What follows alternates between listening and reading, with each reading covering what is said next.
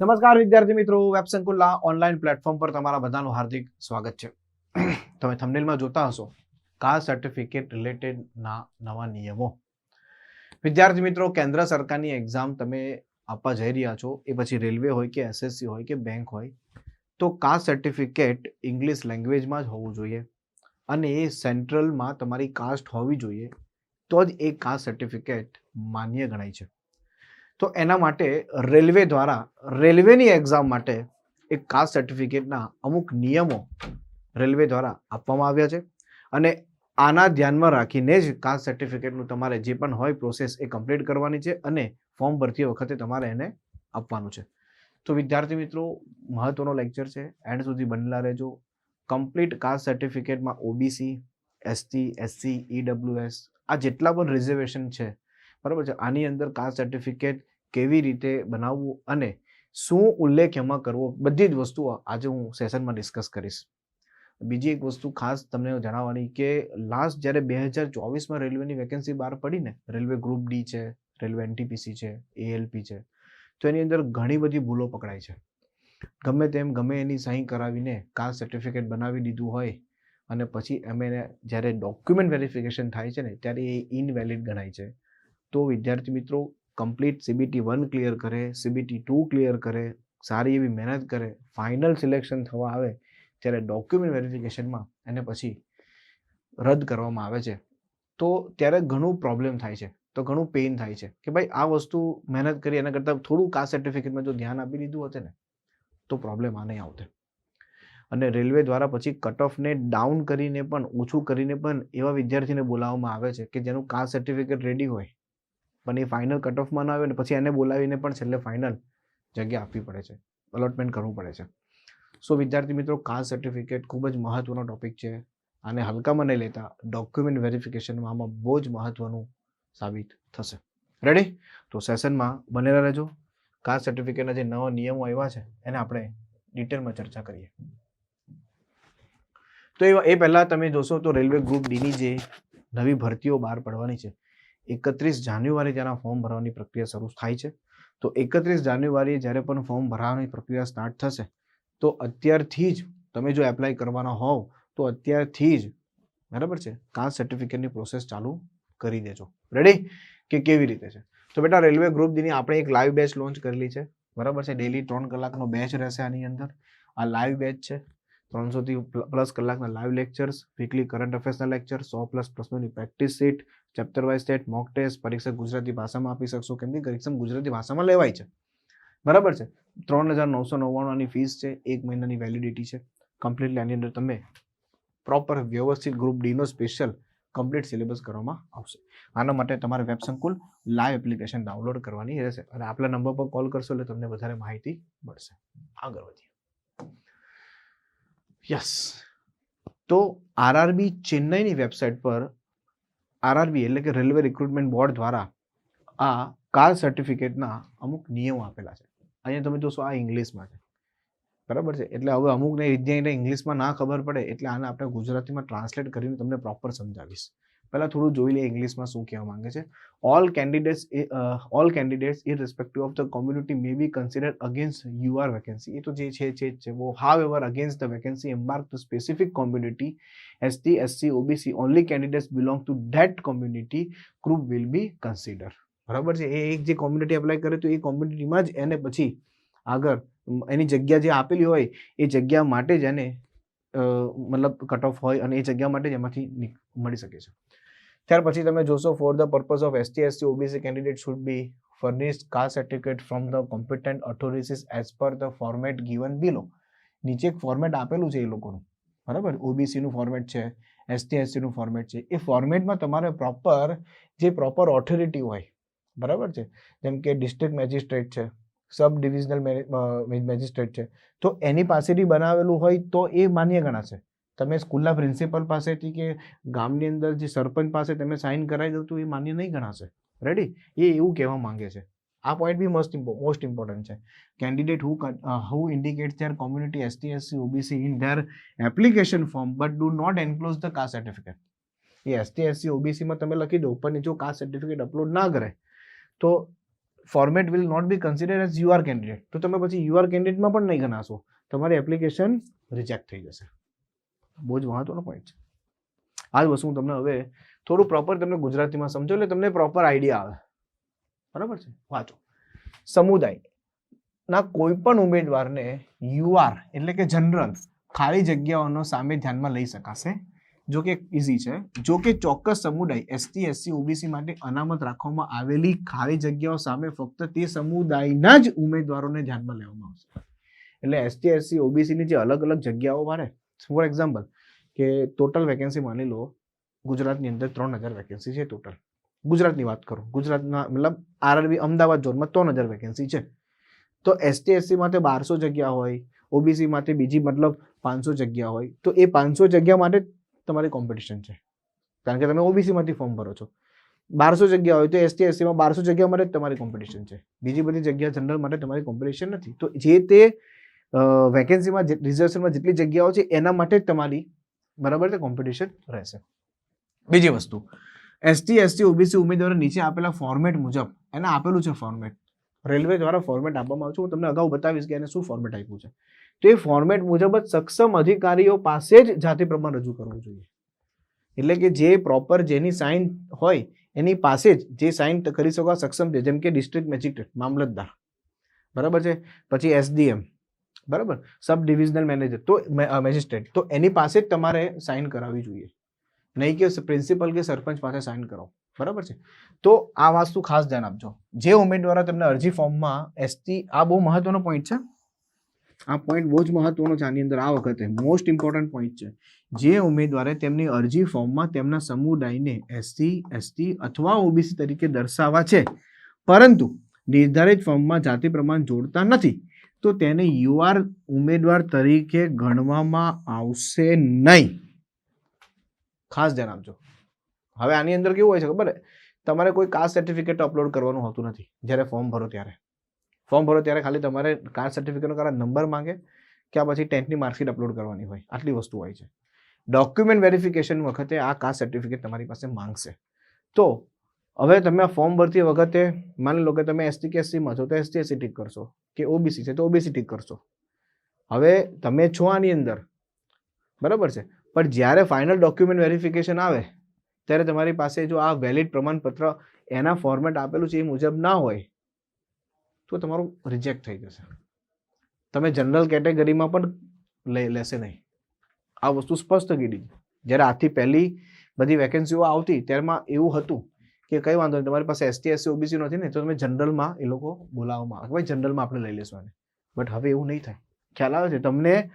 અરજી ટૂંકમાં નકારી કાઢવામાં આવશે, તમારી એપ્લિકેશન જ પહેલા રદ કરી દેવામાં આવશે. એટલે આ વખતે જ્યારે ફોર્મ ભરવાનું આવશે તેમાં કદાચ મે બી મને એવું લાગે છે કે કાસ્ટ સર્ટિફિકેટ અપલોડ કરવાનું આવશે, અને જો એ વેલિડ હશે ને તો જ આગળ વધવાનું આવશે, અધરવાઇઝ ત્યાં જ તમારી એપ્લિકેશન કેન્સલ થઈ જશે. સમજાય છે? આ વસ્તુ આ વખતે નવી એ લોકોએ એડ કરી છે. એસટી એસસી ઓબીસીના ઉમેદવારો જે શૈક્ષણિક લાયકાત ટેકનિકલ લાયકાત પૂર્ણ કરે છે તેમાં પણ યુઆર ખાલી જગ્યાઓ માટે અરજી કરી શકે છે. જોકે તે યુઆર ઉમેદવાર સાથે સ્પર્ધા કરવી પડશે. એનો મતલબ એવો થયો કે માની લો કે તમારે હવે માની લો કે એસટી એસસી ઓબીસીમાં ફોર્મ નથી ભરવું, તો ભલે તમે એસટી એસસી ઓબીસીમાં છો અને તમે માન લો એ કેટેગરીનો બેનિફિટ નથી લેવા માંગતા, રિઝર્વેશનનો બેનિફિટ લેવા નથી માંગતા, અને તમારે જનરલ કેટેગરીમાં ફોર્મ ભરવું છે તો તમે ભરી શકો છો. ભલે તમે પછી ઓબીસીમાં આવતા હો, આ બધા ધ્યાનથી સાંભળજો. ભલે તમે ઓબીસીમાં આવતા હો, તમારે એમ કે સાહેબ મારે એવું એસટી એસસી ઓબીસીનો લાભ નથી લેવો, મારે સીધું જનરલમાં જ ફોર્મ ભરી દેવું છે, તો તમે ભરી શકો છો. તો તમારે બધું જનરલમાં જ ગણાશે. પછી તમારે ઓબીસી ટીક કરવું નથી આવતું. બટ તમે જો ઓબીસી ટીક કરો છો તો પછી તમારે ડોક્યુમેન્ટ આપવું પડશે. એનું કાસ્ટ સર્ટિફિકેટ તમારે રજૂ કરવું પડશે. એસટી એસસીમાં ટીક કરો છો તમારે એનું રજૂ કરવું પડશે. તમે નથી કરવા, જનરલમાં જ ડાયરેક્ટ કોમ્પિટિશન કરવા માંગો છો તો ત્યારે સીધા જનરલ ઉમેદવાર છે એની સાથે જ તમારી સીધી સ્પર્ધા થશે. ઓબીસી એસટી એસસીનો લાભ મળશે નહીં. રેડી? ચલો. અને ઉંમરમાં બી કોઈ છૂટછાટ આપવામાં આવશે નહીં. એટલે તમારું કટ ઓફ પણ જે હશે એ જનરલ મુજબ જ રહેશે. એસટી એસસી કે ઓબીસી મુજબ કટ ઓફ રહેશે નહીં. આ વસ્તુ ખાસ ધ્યાનમાં રાખજો. નેક્સ્ટ બહુ મહત્વનો, વેલિડિટી. ઓકે, કાસ્ટ સર્ટિફિકેટ કેટલું જૂનું અપલોડ કરવાનું છે, કારણ કે અમુક વિદ્યાર્થીઓ બહુ જૂનું કાસ્ટ સર્ટિફિકેટ અપલોડ કરી દે પછી એ માન્ય નહીં ગણાય. કમ્પ્લીટલી કીધેલું છે OBC certificate should not be older than 1 year from the date of closure of employment notice.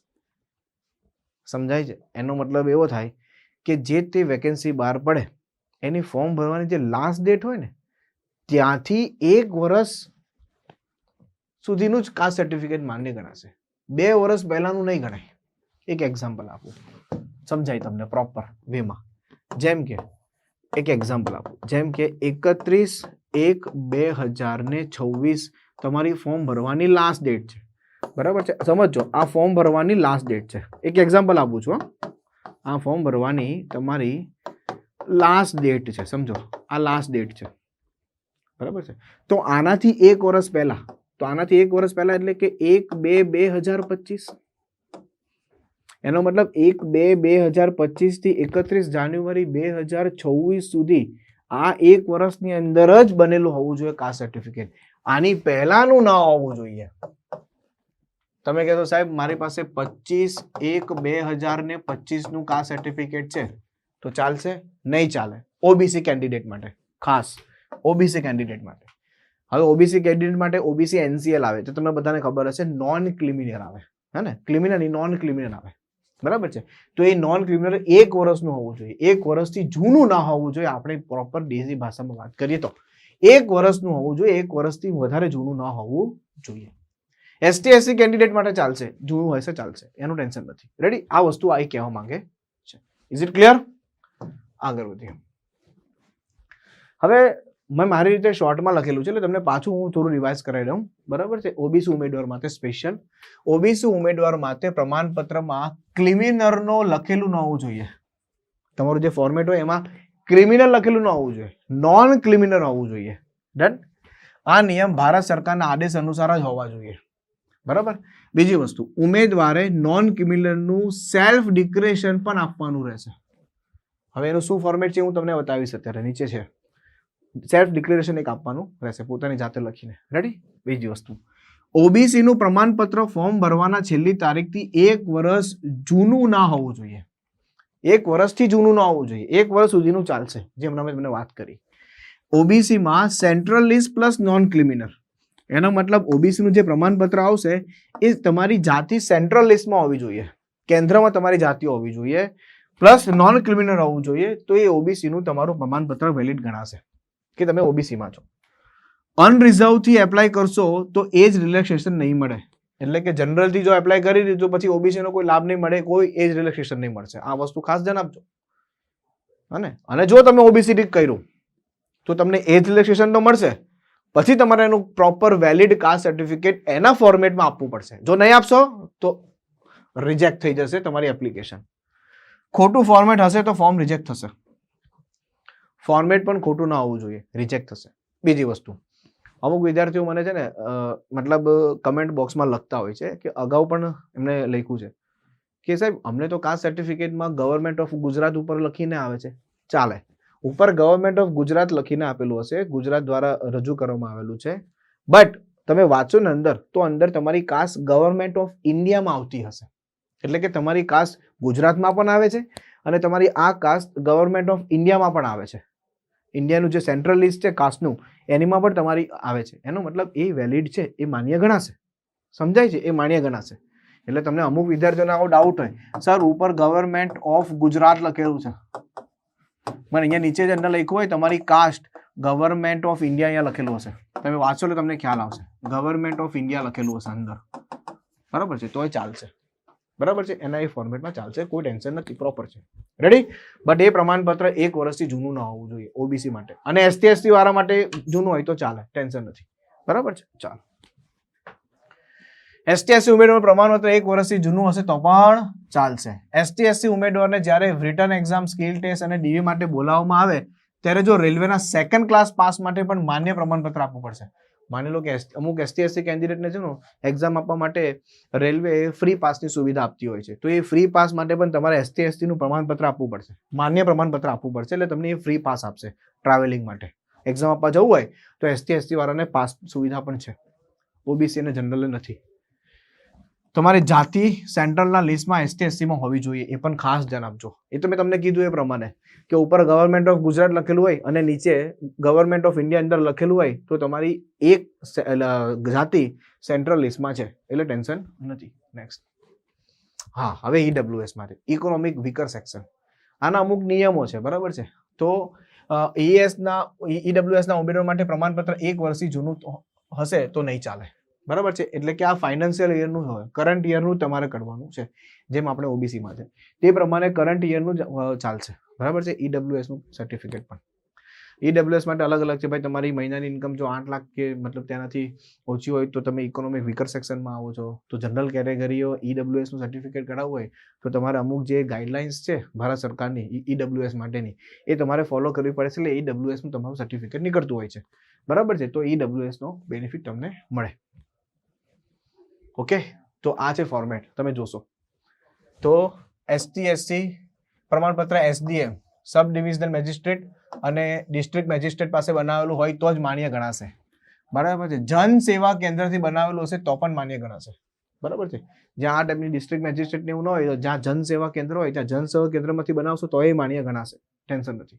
હવે જો railway recruitment board from caste certificate four ST SC, બરાબર છે. ST SC માટે કાસ્ટ સર્ટિફિકેટ આપેલું છે. જો તમારે પ્રોપર આ ફોર્મેટમાં જ બનાવવું હોય તો આ ફોર્મેટમાં પણ બનાવી શકો છો, બરાબર છે. હમણાં જ્યારે પણ 31 જાન્યુઆરીએ રેલવેના ફોર્મ બહાર પડશે ગ્રુપ ડી ના, તો એની અંદર ફોર્મની અંદર નોટિફિકેશનમાં એના ફોર્મેટ આપેલા હશે. તો એ ફોર્મેટ લઈને જશો ને તો એ તમને બનાવી આપશે. રેડી? તમારે કહેવાનું કે મારે રેલવેની એક્ઝામ માટે એપ્લાય કરવું છે તો મને પ્લીઝ આ ફોર્મેટમાં મને મારું કાસ્ટ સર્ટિફિકેટ બનાવીને આપો. તો જરૂરી ડોક્યુમેન્ટ તમારા માંગશે, LC છે, રિઝલ્ટ છે, આ બધી વસ્તુ તમારી પાસે માંગશે, બરાબર છે. અને એ LCમાં તમે લખેલું હોય કે તમે કઈ કાસ્ટમાં છો, તો એ કાસ્ટમાં જો હશે તો એ પ્રમાણે લોકો ફોર્મેટમાં તમને બનાવી આપશે. રેડી? તો રેલવેના ફોર્મેટમાં બનાવી આપશે તમને. ઇઝ ઇટ ક્લિયર છે? હા કે ના? ચાલો, તો આ ફોર્મેટ છે. બીજી વસ્તુ, OBC માટે પણ સેમ વસ્તુ છે, બરાબર છે. OBC સર્ટિફિકેટનું ફોર્મેટ છે. ઓકે, NCL નોન ક્રિમિનલનું સર્ટિફિકેટ છે. તમે જોશો એટલે તમને ખ્યાલ આવશે. એટલે આ ફોર્મેટ તમને એ પણ બનાવી આપશે અને એ લોકો એના ફોર્મેટના બનાવી આપે તો પણ ચાલશે, બરાબર. બટ સાઇન ડિસ્ટ્રિક્ટ મેજિસ્ટ્રેટની હોવી જોઈએ, બરાબર છે. જિલ્લા મામલતદારની સાઇન હોવી જોઈએ. નેક્સ્ટ, હા, આ છે સેલ્ફ ડિક્લેરેશન. આ તમારે ડોક્યુમેન્ટ વેરિફિકેશન સમય આપવાનું રહેશે ફક્ત OBC કેન્ડિડેટ માટે, બરાબર છે. ઓકે, ચાલો. જે લખેલું છે, it is also declare that I do not belong to person section criminal mention in the column 3 of the schedule of the refer office memorandum date. Ready? તો તમે ક્રિમિનલ ન હોવો જોઈએ, નોન ક્રિમિનલમાં હોવું જોઈએ. રેડી? તો આ સેલ્ફ ડિક્લેરેશન આપવાનું રહેશે. આઈ હોપ તમને બધી જ વસ્તુ સારી રીતે પ્રોપર વ્યવસ્થિત રીતે સમજાઈ ગઈ હશે. છતાં પણ કંઈ ના સમજાય, તમને એવું લાગે તો આ લેક્ચરના નીચે કમેન્ટ બોક્સની અંદર જરૂર કમેન્ટ કરજો, હું તમને આન્સર આપીશ, બરાબર. બાકી ઓલમોસ્ટ આ કાસ્ટ સર્ટિફિકેટ રિલેટેડ જેટલા પણ નિયમો છે એ રેલવે દ્વારા જાહેર કરવામાં આવ્યા છે. એટલે કે રેલવે હવે આની પર એક્શન લેશે, આની પર જ કામ કરશે. એટલે ડોક્યુમેન્ટ વેરિફિકેશન સમયે બહુ જ ધ્યાન રાખવું પડે. એટલે કે પહેલેથી જ પ્રોપર વેમાં ડોક્યુમેન્ટ બનાવજો, બરાબર છે. એક તો તમારું 10th નું માર્કશીટ, તમારો આધાર કાર્ડ અને કાસ્ટ સર્ટિફિકેટ, આ 3 વસ્તુ બહુ જ મહત્વની છે. 10th માર્કશીટ, આધાર કાર્ડ અને કાસ્ટ સર્ટિફિકેટ. ફોર્મ ભરતી વખતે પણ અમુક વિદ્યાર્થી કહેશે 10th ના માર્કશીટમાં મારી નામ અલગ છે, મારું આધારમાં નામ અલગ છે, તો મારે શું કરવું? તો જ્યારે પણ આવી રીતે આવે તો હંમેશા 10th ની માર્કશીટ મુજબ ફોર્મ ભરવું. 10th ની માર્કશીટમાં તમારે જે નામ હોય ને એ મુજબ જ ફોર્મ ભરવું. અને નીચે, અને જો કદાચ આધારમાં તમારા નામમાં ફેર હોય તો નીચે એક એવી કોલમ હશે કે ભાઈ 10th ની માર્કશીટ અને આધારમાં નામમાં ફરક છે તો અહીંયા યસ કરી દેવું, એટલે પછી એ માન્ય ગણશે. જો યસ ના કરશો તો પછી એ માન્ય નહીં કરશે. કારણ કે આધાર કાર્ડ શું છે ખબર છે? જ્યારે તમે એક્ઝામ આપવા જાઓ ને ત્યારે કોલ લેટરમાં એક ID પ્રૂફ આપવું પડે, તો એ આધાર કાર્ડ ત્યાં કરે કે પેન કાર્ડ જે પણ હોય, બરાબર. પણ આધાર કાર્ડ માન્ય ગણશે. તો ખાસ વિદ્યાર્થી મિત્રો ધ્યાન આપજો કે ફોર્મ ભરતી કેવી રીતે ભરવું છે એનો વિડીયો લાવીશ, ચિંતા ના કરો. બટ અહીંયા ધ્યાન આપજો કે 10th માર્કશીટની મુજબ જ ફોર્મ ભરવું. રેડી? અને કાસ્ટ સર્ટિફિકેટ બનાવીને રાખો અત્યારથી. હું કહે સાહેબ હું પછી બનાવતો ચાલે નહીં, ફોર્મ ભરો ત્યારે જ બનાવી દેવાનું. કેમ? કારણ કે એ લોકો ફોર્મ ભરો ત્યારે એ લોકો ચેક કરે છે કે તમે એ કાસ્ટમાં આવો છો કે નહીં. 1 વર્ષ જૂનું હોવું જોઈએ નહીં. આ વસ્તુ ખાસ જાણજો. ST SC માટે ચાલશે, OBC માટે અને EWS માટે 1 વર્ષથી જૂનું કાસ્ટ સર્ટિફિકેટ ન હોવું જોઈએ. આ વસ્તુ ખાસ ધ્યાન રાખજો. ચાલો, તો વિદ્યાર્થી મિત્રો, તમને બધી વસ્તુ ખબર પડી ગઈ હશે પ્રોપર વેમાં. ઓકે, તો રેલવે ગ્રુપ ડી ની આપણે એક પ્રોપર બેચ લાઈવ લોન્ચ કરી છે. બરાબર, તમને કદાચ આ ફીસ વધારે રાખતી હશે, પણ બેટા એ લેવલનું તમને કન્ટેન્ટ એમ રહે. તમે કદાચ ના ખ્યાલ હોય તો કોઈક તમારા ધ્યાનમાં કોઈ પરિચિત હોય અને કોઈ રેલવેમાં અત્યારે મતલબ તૈયારી કરતું હોય તો એને પૂછી લેજો એકવાર. પ્રોપર એનટીપીસી નો જે લાઈવ લક્ષ્ય બેચ ચાલે છે રેલવેનો, એની અંદર 100 થી 150 પ્રશ્નોથી વધારે દરેકે દરેક બેચમાં પ્રોપર રેલવેના જ પ્રશ્નો કરાવું છું. એટલે રેલવેનું મટીરિયલ સોલ્વ કરવું બહુ જરૂરી છે, અને એ પણ પાછું ગુજરાતી ભાષામાં. એટલે તમને કદાચ આ ફીસ લાગતી હોય, બરાબર છે. અને અમુક વિદ્યાર્થી એવી કમેન્ટ એ કરે છે કે સાહેબ સેન્ટ્રલમાં તો આ કોર્સ બહુ ઓછા ભાવ વેચાય છે, અમને કેમ આટલા વધારે ભાવ? તો બેટા અહીંયા ઇંગ્લિશથી ગુજરાતીમાં ટ્રાન્સલેટ કરવાની મહેનત પણ છે ને, સમજાય? વર્ક ત્યાં તમને પ્રેક્ટિસ સીટ આપે, પીપીટીના પ્રશ્નો, mock test, section wise test, આ બધું જ મટીરિયલ ગુજરાતીમાં ટ્રાન્સલેટ કરવું પડે. રેડી? તો ભાઈ એમાં થોડી મહેનત લાગતી હોય છે. રેડી? એટલે કે આની આ ફીસ છે 3999. ઓકે, 1 વર્ષની વેલિડિટી છે. તો વિદ્યાર્થી મિત્રો, એવરેજ ટુ માસ્ટર નામની બેચ છે રેલવે ગ્રુપ ડી ની. જો તમારે પ્રોપર વ્યવસ્થિત તૈયારી કરવી હોય તો આ બેચમાં જોડાઈને તમે તૈયારી કરી શકો છો. ઠીક છે, મળીએ છીએ નવા સેશનની અંદર. Thank you so much. જય હિન્દ, જય ભારત.